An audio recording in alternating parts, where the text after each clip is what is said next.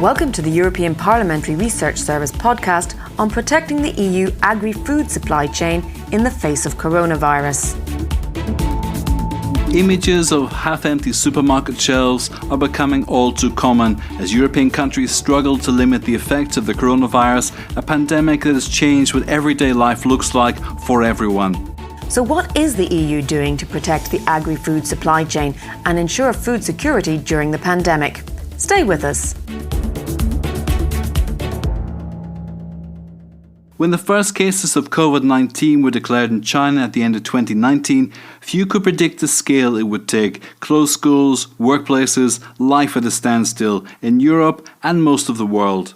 And although it is too early to measure the impact of the coronavirus crisis on the agri-food sector, as it all depends on how long the crisis will last, some parts of the picture are already clear.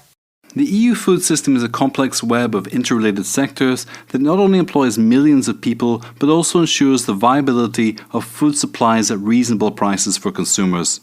This system relies on about 10 million farms, several 100,000 food and beverage processing companies, thousands of businesses manufacturing agricultural inputs or handling packaging, transport, storage and distribution, as well as wholesalers, markets and other retailers. So as EU governments rushed to temporarily close borders and restrict movements in an attempt to control the spread of the virus, the entire agricultural sector and food supply chain began to experience serious disruptions. Transport routes were blocked and long queues formed at border checks, which posed particular problems for fresh food.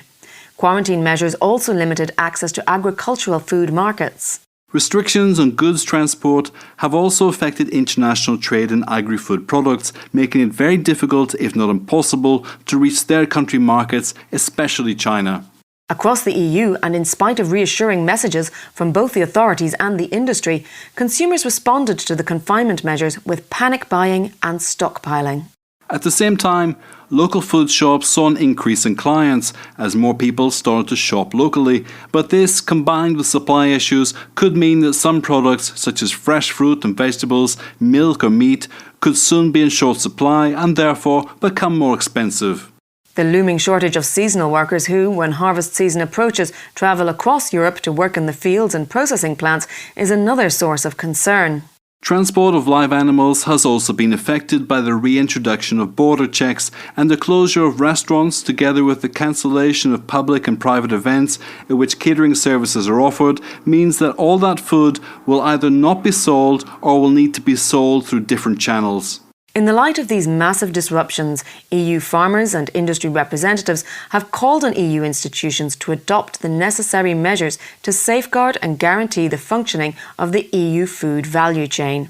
Animal welfare organisations have also asked the Commission to suspend all remaining exports of live farm animals to non-EU countries and take measures to avoid increased animal suffering due to long queues at the borders.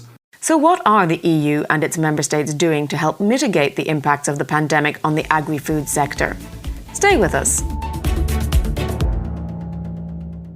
Since the start of the coronavirus outbreak, specific schemes have been set up at EU level to provide a lifeline to agri-food sector farms and companies that have been the hardest hit. To ensure the flow of essential goods, the EU has kept green lanes open at border crossings.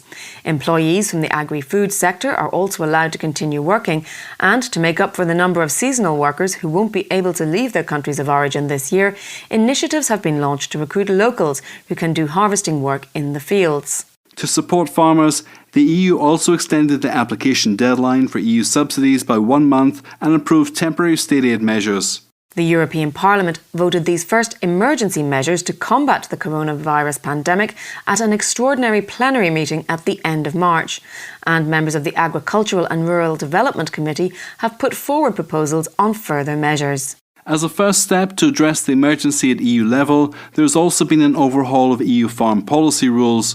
Now, how these rules will evolve further depends on the concerted efforts of all parties concerned. The coronavirus crisis has also put on hold discussions on the next long-term EU budget and future EU farm policy. Now, no one knows how this crisis will evolve, but one thing we do know, the new coronavirus is a test of unprecedented magnitude for the EU and one which will likely shape its future. That's why an ambitious and well-coordinated EU response is more needed than ever before.